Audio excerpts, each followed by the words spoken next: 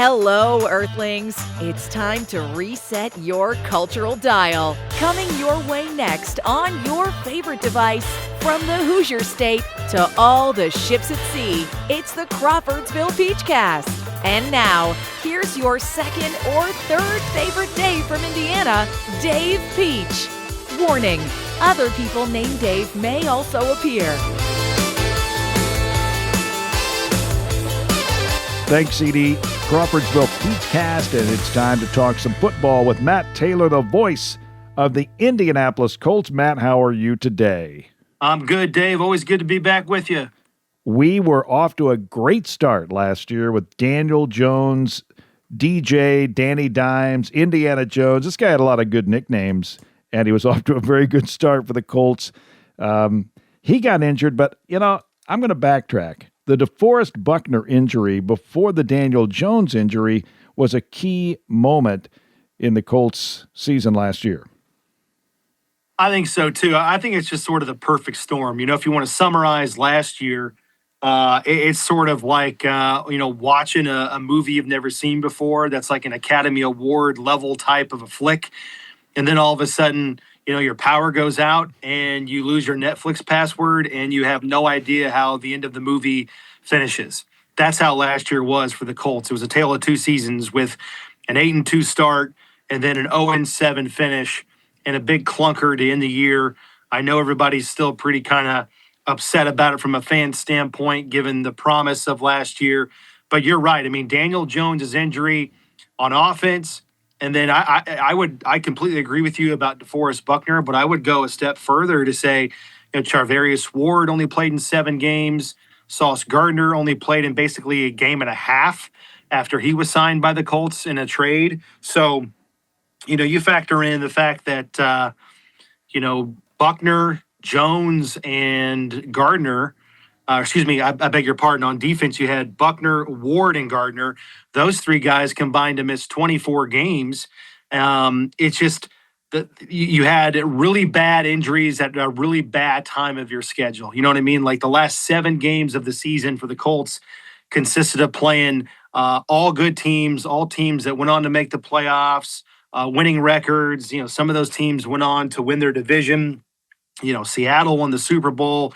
So, no coulda, woulda, shouldas, but that was sort of it for the Colts. When Jones went out of the lineup, it changed the offensive aesthetics. It changed how dynamic they could be. It changed the defensive approach to how the Colts wanted to, or how the teams wanted to play the Colts in terms of dedicating players in the box and how close they were to the line of scrimmage and things of that nature.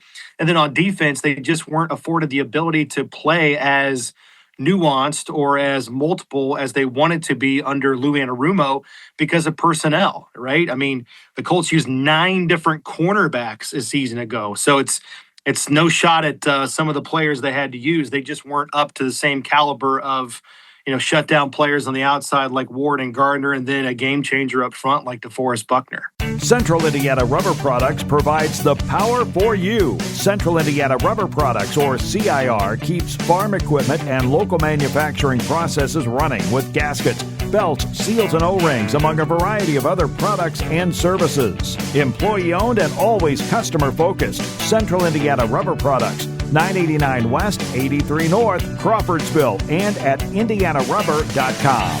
Central Indiana Rubber Products, or CIR, power for you.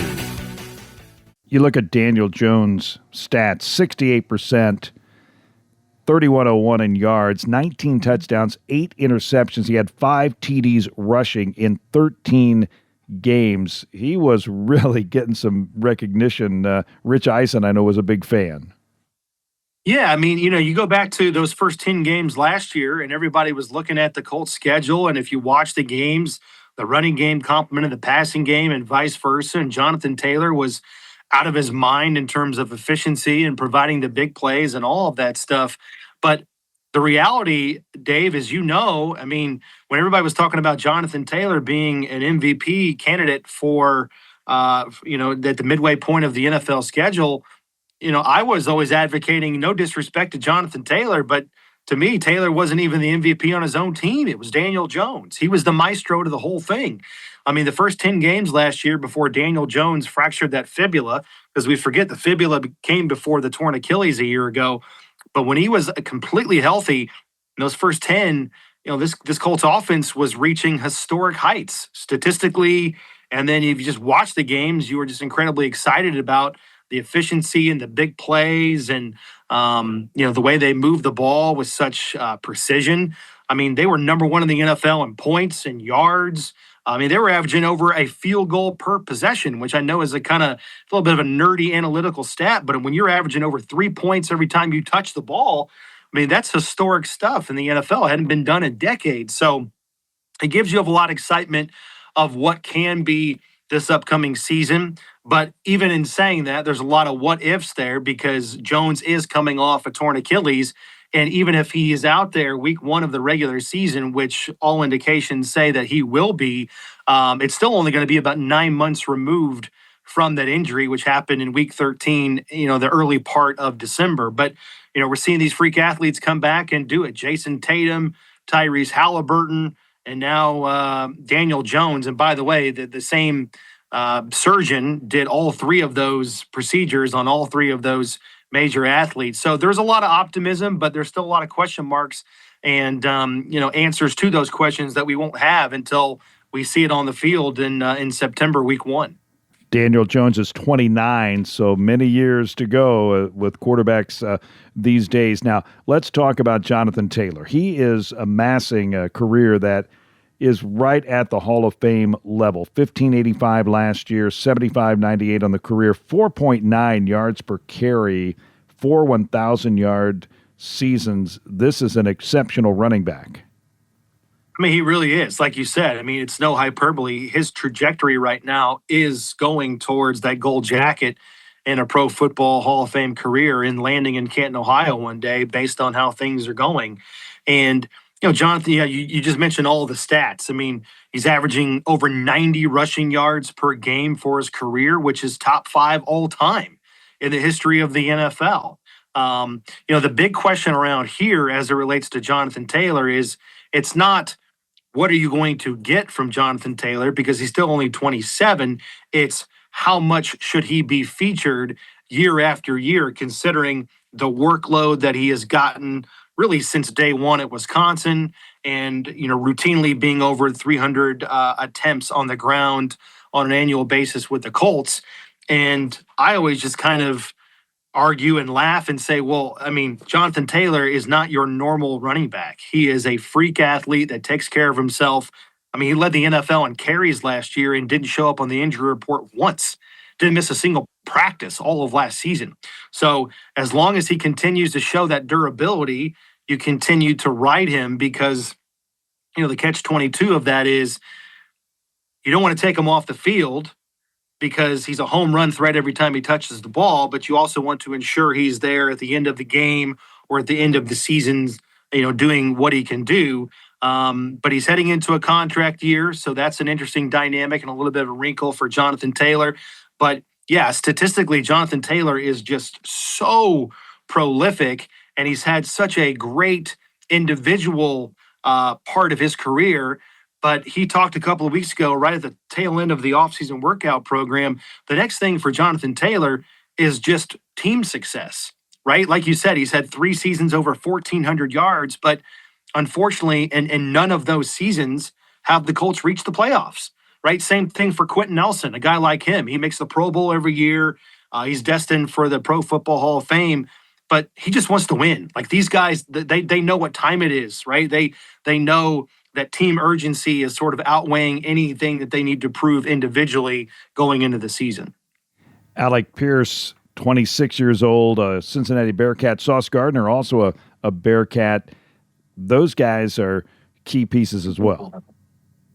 Oh, without question. I mean, when they traded for Sauce Gardner last year at the trade deadline, that was, I loved the trade. I really did. I really didn't care what the Colts gave up because you've got to have, on every NFL roster, you've got to have premium players that play premium positions, right? These are the guys that are above average at their position that play the positions that change the game. And I think both wide receiver and cornerback qualify as that. So I love the fact that they got proven Sunday production in Sauce Gardner over anything that they could get from a projection standpoint in the draft, even if you do give up 2 first-round picks. So that's a proven player that plays a really important position on defense to be the shutdown corner. The reason why it's polarizing because they just didn't, the Colts that is, didn't see a whole lot of immediate dividends from Gardner because he got injured. But Pierce bringing him back in the offseason, that was vital to the Colts. That they, I think when you look at the offseason as it relates to outside free agents, I think you could argue that Jones was the top quarterback on the market and Pierce was going to be the top wide receiver on the market. And the Colts had to pay big money to make sure both guys came back in free agency. So Pierce, he just adds a dynamic to your roster and in your passing game that's really hard to replace. That's the big play ability that stretches the defense. That's always a threat to the defense that they have to respect. It opens other things up for other guys underneath. It opens up the running game for Jonathan Taylor because the box is a little bit more spread out in terms of the defense. So it's just really important that Pierce comes back and has a good year, but even that's a little bit uncertain because of the offseason ankle injury. 4 to 6 month recovery dating back to March when he had the procedure. So we'll see if he's ready to go. It wouldn't shock me to see him start training camp on PUP, and then slowly be worked back in, but we'll have to wait and see on that. But the goal was always week 1 for all of these guys. When you talk about Jones, Pierce, Buckner, Ward, and Gardner, get them out there in that first weekend, first Sunday in September. On defense, get after the quarterback is what I hear. The pass rushers from last year expected to take a big step this year. Yeah, if you were to boil everything down on either side of the ball, right, the 2 biggest questions going into the season, I think offensively, it's what's Daniel Jones going to look like at the beginning of the season from a health standpoint. We already talked about that. And then on defense is early on in the season when you play some really good quarterbacks and some really good offenses in those first 5 games, where is the pass rush going to come from? How consistent will the Colts pass rush be? That's the biggest thing on the defensive side of the ball in terms of unanswered questions because, you're playing quarterbacks like Lamar Jackson and Patrick Mahomes and CJ Stroud, Aaron Rodgers, these guys, Jaden Daniels, these guys have seen a lot of football. And if that pass rush doesn't disrupt them, we all know what it can mean for the secondary. So those 2 things have to work hand in hand. The Colts are really banking on Latu taking a big jump from year 2 to year 3, and they need him to turn into the closest thing to a dude. You know what I mean by that? Like just a guy, like they're stud. You know what I mean? Like the guy that in the fourth quarter when the game's on the line, he's going to rip through a double team and just affect the game or make a play on a key third down or the final 4 minutes, game-changing play. That's when guys like Latu have got to step up. A big jump is needed, too, from a guy like Jalen Tuamoloau going into year number 2. I mean, last year, he only played about 20% of the snaps, but this year, that duty could be doubled based on the amount of production the Colts lost in the offseason in free agency along the defensive end positions. They signed guys like Arden Key and Michael Clemens. Those guys, the back of their football card says they've been role players, guys that get you 4 to 6 sacks a season, really good against the run, things of that nature. But I think they need to play, above to what their standard has been in the NFL in terms of production. So that's the biggest question I have on defense is where is the pass rush going to come from? How consistent will it be? And will it be effective without DeForest Buckner playing 100% at the beginning of the season if, in fact, that's the case for him coming off major neck surgery in the offseason? In the draft, no first-round pick, and you went defense round 2 and 3. Yeah, so C.J. Allen comes in. He's going to be a starter. He's a plug-and-play guy in the middle of that defense. He'll take over the Mike linebacker position for the departed Zaire Franklin in the offseason, a trade with the Green Bay Packers. He's young, he's fast, but he's also not I don't think it'll be foreign to him to be the communicator of the defense. He'll be that green dot guy, if you will, where the communication will come into his helmet. He'll relay the defense and the necessary changes to the rest of the unit on that side of the football. He did that at Georgia, 3-year starter, really, really good athlete. And that's where the Colts need to improve, I think, in the passing game, is covering the middle of the field, taking away that intermediate part of the passing games, covering tight ends maybe a little bit better. That's where I think, his skill set can come into play. You're going to see Akeem Davis-Gaither be the front runner at the other linebacker spot alongside him after the Colts lost Jermaine Pratt in the offseason as well. But then, round number 3, A.J. Halsey, who is a really dynamic and versatile strong safety. Nick Cross lost in free agency last year in free agency. So, Halsey comes in. He's that perfect blend of a guy that can play in the box. He can cover tight ends. He can cover receivers. Interceptions galore at 3 different spots in college. Played in the Big 12. Has played a lot of football. And based on what you saw out of him in the offseason workout program, I don't think this step is going to be too steep for him. He looks pretty natural, and he's, again, is the front runner to play in the back end alongside Cam Bynum at safety. We don't want to leave out Tyler Warren. What a year he had. Year 1, right? Yeah, without question. I mean, he set a Colts rookie record tight end wise for receiving yards. And I thought he could have, statistically anyways, I thought he could have had a better season had Daniel Jones stayed healthy for the entire year. I mean, he was on pace for 1,000 yards, still had over 800 yards receiving. And, Michael Pittman Jr. is no longer on the team, and he was always that guy that you could sort of pencil in for over 100 targets. But it was actually Warren last year. It was actually Warren who led the Colts in targets, not Michael Pittman Jr. So I think all of Pittman's targets are going to be spread out within the offense. It's going to go to guys like Pierce and Downs and Warren. But I think Warren is just scratching the surface on how versatile he can be.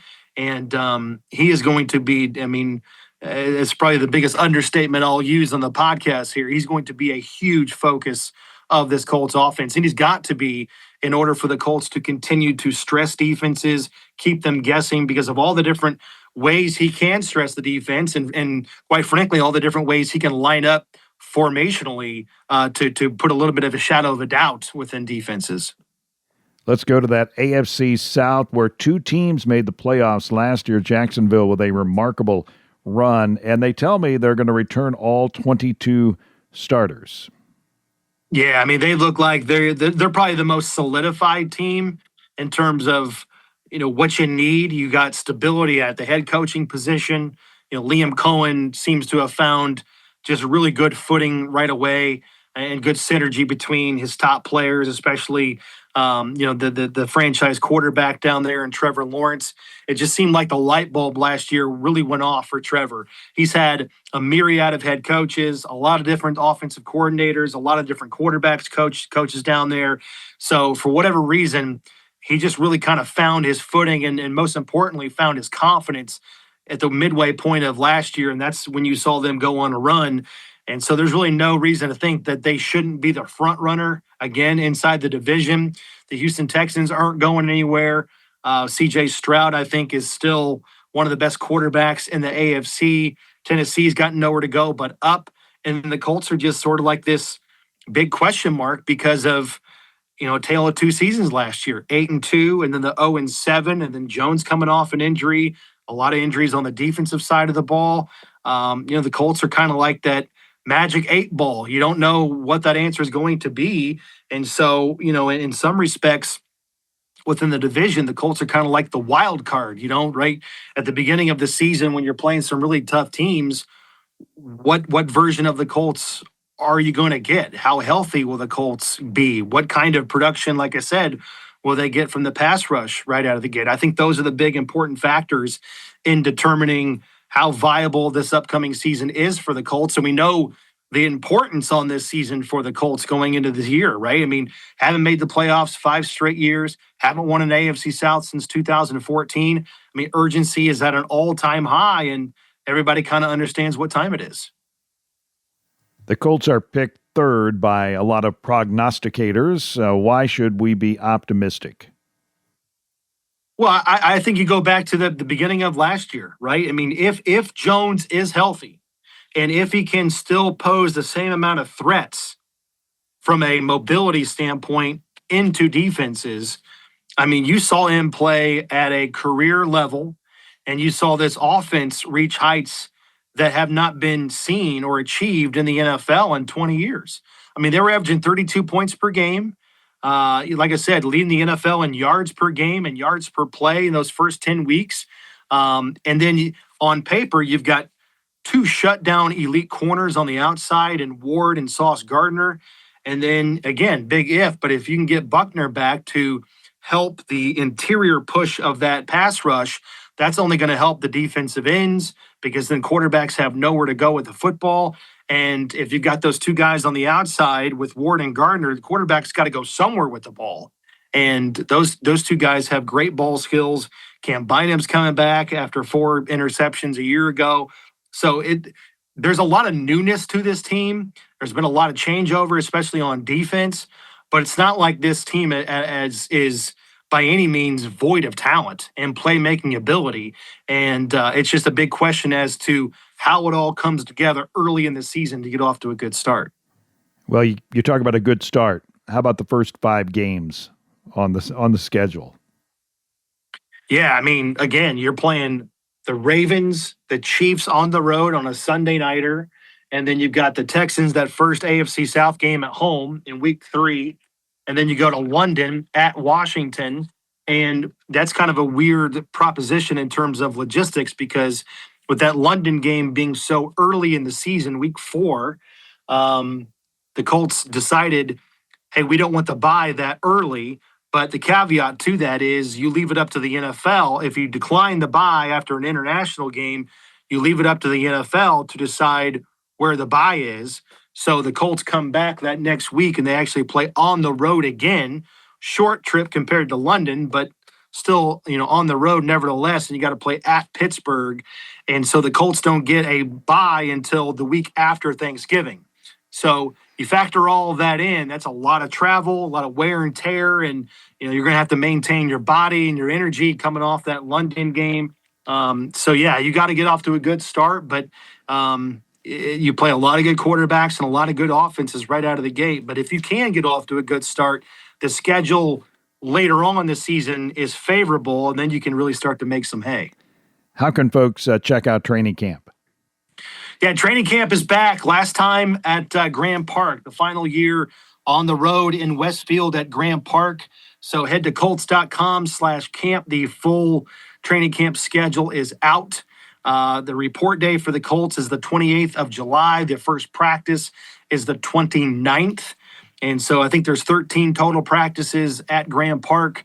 Most of them during the week are in the morning. Most of them on the weekends are in the afternoon. But again, the full schedule is available, Colts.com/camp. There you can download your tickets, get your parking all squared away.